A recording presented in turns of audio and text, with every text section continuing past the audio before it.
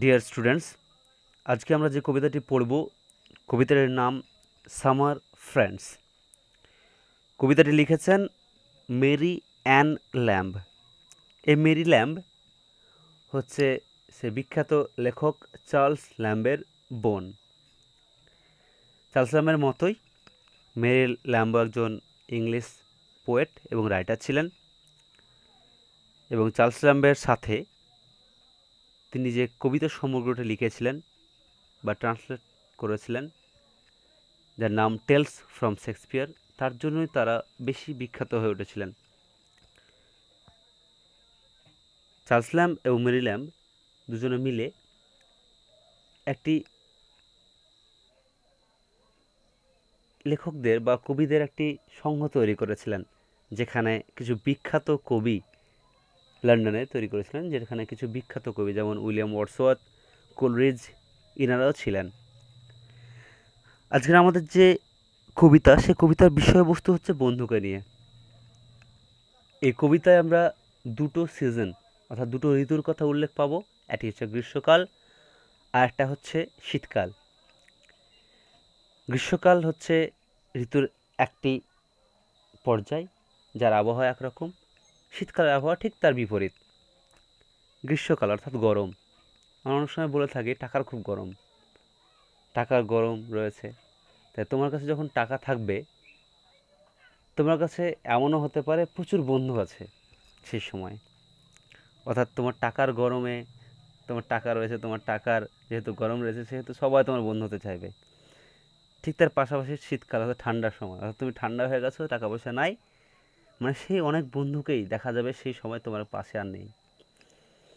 তো কবিতাটা দুটো পাখির মাধ্যমে হয়তো জীবনের এই পর্যায়টাকেই বর্ণনা করেছেন কবি। কবিতাটি আরম্ভ হচ্ছে এইভাবে: the swallow is a summer bird. Swallow পাখি হলো একটি গ্রীষ্মের পাখি। হি ইন আওয়ার চিমনিজ, তিনি বা সে আমাদের চিমনিতে বাস করে।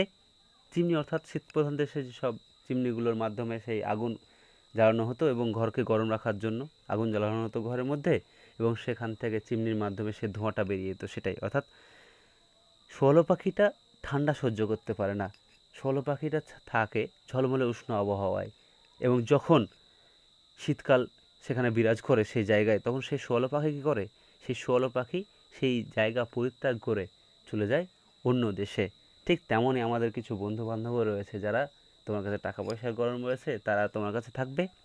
যখনই তোমার টাকা ঠান্ডা হয়ে গেছে, তুমি তোমার কাছে টাকা পয়সা নেই, সেই পাখিটাও অর্থাৎ সেই বন্ধুটাও যেন তোমাকে ছেড়ে চলে যাবে। ঠিক এই জিনিসটাই কবি হয়তো এখানে উল্লেখ করতে চেয়েছেন বা মিল করাতে চেয়েছেন। তাই বলছে, দেখো, the swallow is a summer bird. Swallow হলো একটি গ্রীষ্মকালীন পাখি বা গ্রীষ্মের পাখি। হি ইন আওয়ার চিমনিজ, সে আমাদের চিমনিতে বসবাস করে। When the weather is fine and worm, যখন আবহাওয়া হয় উষ্ণ এবং ঝলমলে। মে দেন, হয়তো তখনই, বি হার্ড, শোনা যায়, chirping his notes for weeks together, সপ্তাহের পর সপ্তাহ ধরে বা সপ্তাহব্যাপী তার গান। অর্থাৎ সোয়ালো একটি গ্রীষ্মকালীন পাখি, সে আমাদের চিমনিতে বসবাস করে যখন আবহাওয়া হয় ঝলমলে এবং উষ্ণ। মে দেন বি হার্ড, তখনই হয়তো শোনা যায়, chirping his notes for weeks together, সপ্তাহব্যাপী তার গান বা তার কিচিরমিচির শব্দ। কাম দেয়ার, সেখানে এসো, but one cold winter day, কিন্তু কখন আসবে?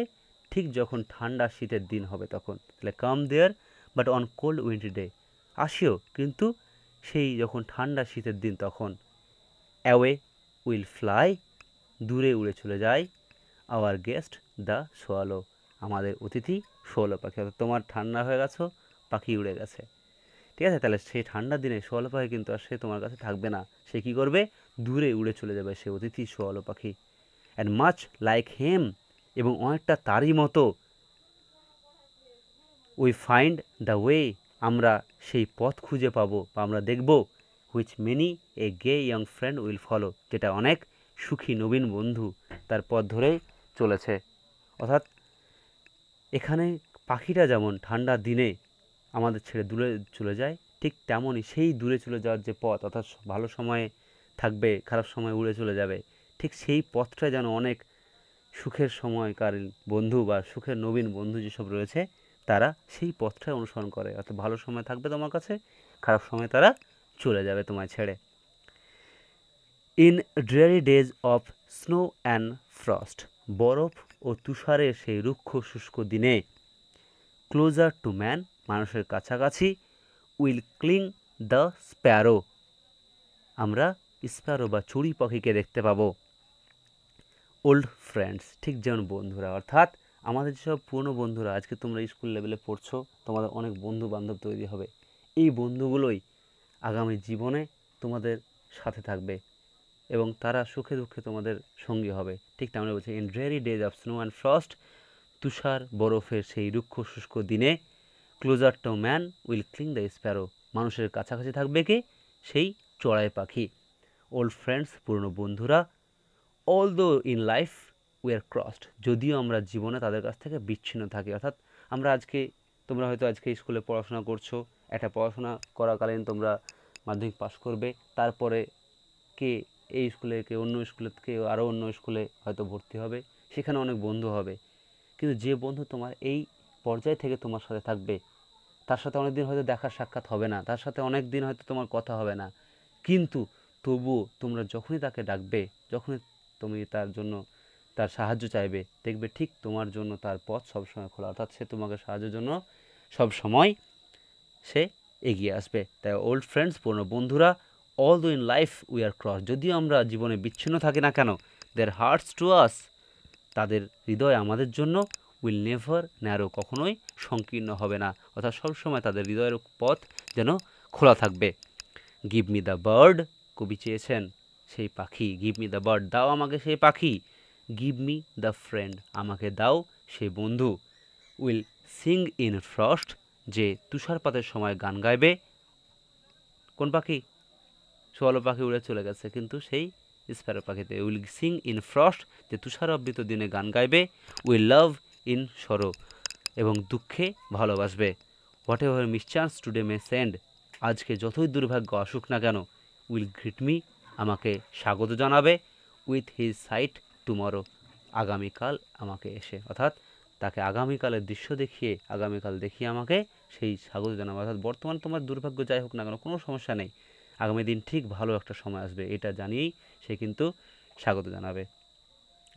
Thank you.